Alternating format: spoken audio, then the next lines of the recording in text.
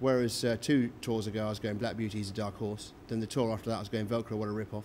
Then the tour after that I was saying 3 cheers for rap music, hip-hop. Now on this one, I am saying I was on a train, bloke came on with his knees pointing together. I said, Ricketts, please. So, I mean, it's just, you change it, really. You know. Oh, cool. And with your live short shows... jokes, then. Short jokes? Let them get out of there quick. You don't really have that many long jokes, do you? They're all like very quick, to the point, like bang, bang, bang, like machine gun fire. They are, really, yeah, and there's a reason for that. I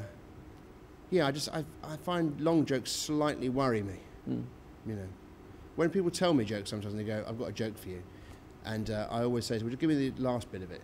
Because sometimes, well, this guy walks into a pub and he says, hello, my name's Brian.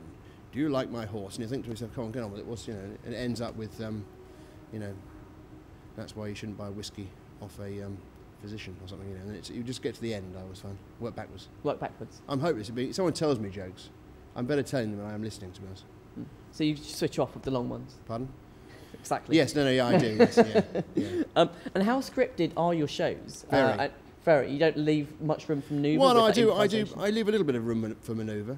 There's always a bit of space between me and the wings, so I can walk backwards and forwards a bit, you know. But I try and a little bit of a manoeuvre thing there. I try and sort of mix it up a bit. Occasionally, I deliberately, or at least if I stumble over something, I don't mind if things go wrong. Let's put it that way. If something goes wrong, I'm quite happy for that to happen. In fact, I always say to the sound man in the venues I go to, I say, listen, when I've given them the cues, I say, look, don't worry about it. My act is very informal. If it goes wrong, it'll only improve it.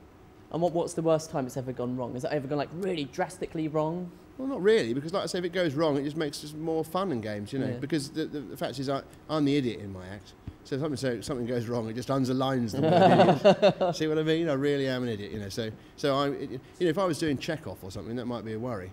Now, I don't think I've ever seen a stand-up comedian. Have you not?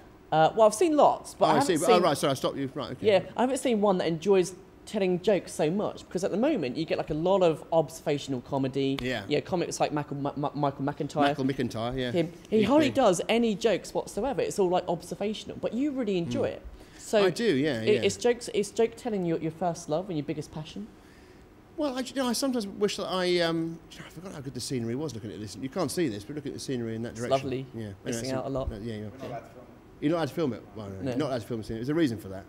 You know, if you see this out of context, the whole production will make no sense at all. What was the question? So joke telling. Yes, I do like it, and I slightly wish sometimes that I did have more of an observational sort of styling like Michael McIntyre, because then you could. It seems to be elongate. You know, you come up with a routine, it's straight in with 3 minutes. You know, I come up with a joke, it's 3 seconds. You know. Well, I think that's what makes you unique. I don't think you should try and do something different. No, well, maybe that's true. Yeah, no, I'm not trying to do anything different. Although, like I say, sometimes I let things slightly fall apart. You know, deliberately. Deliberately. Yeah. Well, sort of on, but I don't mind if it falls apart, as we said earlier. We haven't got time to repeat the same questions. Go on. Cool. So we've got some rapid fire questions for you, Tim. I like rapid fire questions. Are you ready? Go. Complete this line. Doctor. Who are you? I feel like a pair of curtains. Yes. Grapevine or Jeremy Vine? Jeremy Vine every time. Jeremy Vine or mistletoe and wine? Jeremy Vine every time. Rubber chicken or Christmas turkey? Turkey. Michael McIntyre or Christmas pudding? Christmas pudding, actually. Bashful this or time Doc? of year. Bashful. Doc or Grumpy?